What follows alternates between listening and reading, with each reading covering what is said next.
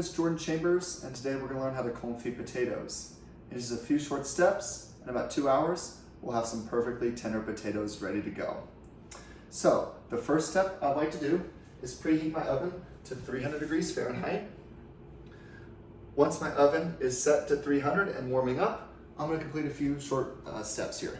So the first step is I'm going to rinse my potatoes. I had previously rinsed them, but what I would like to do is put a colander and put my potatoes in there, rinse them off, give them a good scrub, make sure they're nice and clean. And then the next step is very important. I want to put them on some paper towels on a plate and make sure they're completely dry. The potatoes, once they're completely dry, are very safe. So if there's water on them, when I add oil, and as the oil heats up, water and oil do not mix, and therefore could potentially bubble and spat, and that's what we do not want. So make sure our potatoes are completely clean.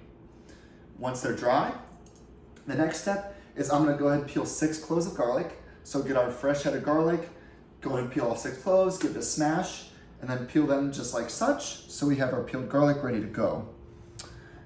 After the garlic is peeled, the next step is we're gonna assemble our fresh thyme and our fresh rosemary.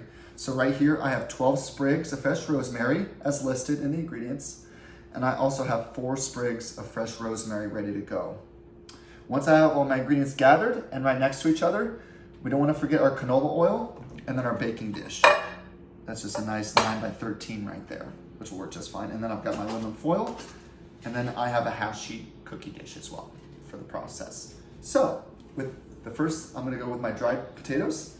I'm just going to add them in, just a little bit of, make sure they're evenly distributed, a little bit here, a little bit there, just like such. Perfect. Next, I'm just add the 6 garlic cloves wherever there's some space. Just kind of fill in the gaps. Alrighty, once my garlic's in, I'm gonna add my thyme sprigs.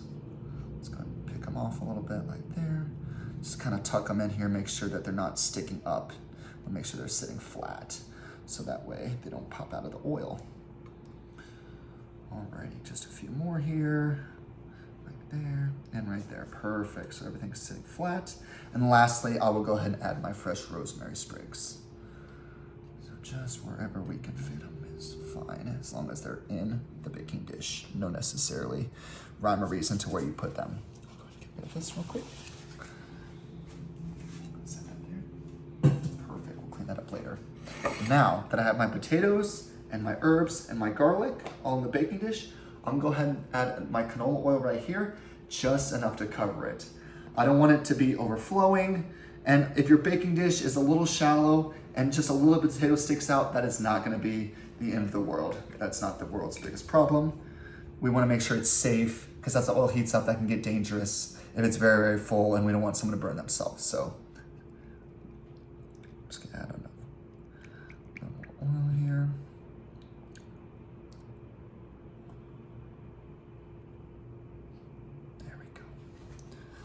Just tilt that potato over, we give it a press.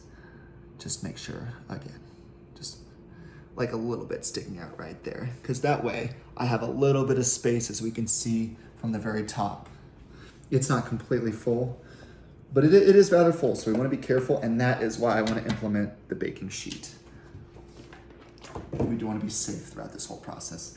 My next step is I want to make sure it's tightly wrapped with aluminum foil. If I was to leave this unwrapped, the one thing I might be weary of is maybe the garlic getting too burnt, or just the potatoes browning, or things like that. This creates a little bit of steam as well as they cook, so it helps with the cooking process. So,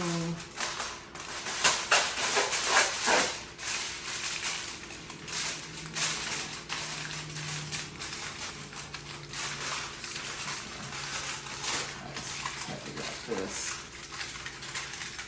such a little bit of foil in there, that is totally okay.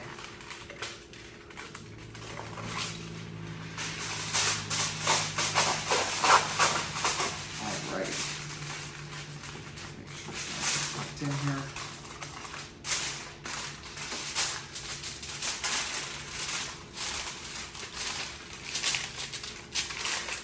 Alright.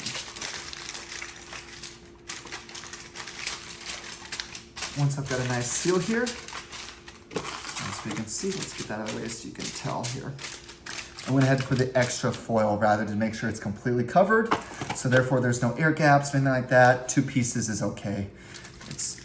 And we're gonna gently, because it is on the fuller side, we wanna be careful here. Let's set it right there on the cookie dish.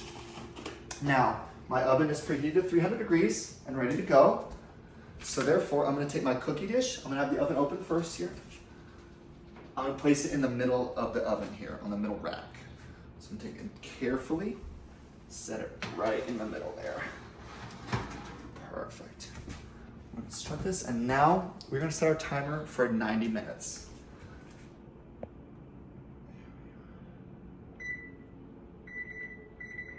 This might take a second to get up to 90 minutes.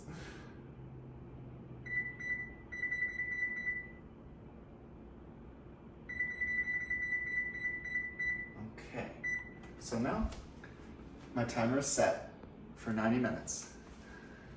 I'm gonna take a second, relax for a few minutes, periodically check the timer, make sure that hasn't elapsed or I missed it or anything like that. And then once we get to about 5 minutes prior to the cooking process being done, I'm gonna go ahead and grab a few more ingredients and we'll talk about that here shortly. Thank you.